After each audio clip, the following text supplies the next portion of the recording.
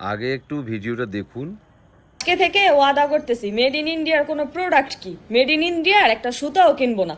সর্বদা নিজের দেশের পণ্য কিনবো, দরকার পড়লে বেশি টাকা দিয়ে কিনবো। যারা আমাদের ডুবিয়ে নিজেদের উন্নতির কথা চিন্তা করতেছে, উন্নতির কথা ভাবে, তারা কখনো বাংলাদেশের বন্ধু হতে পারে না। সৃষ্টিকর্তা আমাদের পরীক্ষা নিতেছে, ধৈর্যের ফল অবশ্যই মিঠা হবে ইনশাল্লাহ। এই যে বাংলাদেশি লোক আছে, বাংলাদেশিদেরকে একটা কথা বলি, ইন্ডিয়া থেকে একটাও পণ্য যদি না নাও তোমাদের ঘরে রান্না চাপবে না। আর ইন্ডিয়া তোমাদের ভাই ছিল আর থাকবে। ভাই বন্ধুর যা সম্পর্ক সেটা কোনোদিনই যাবে না।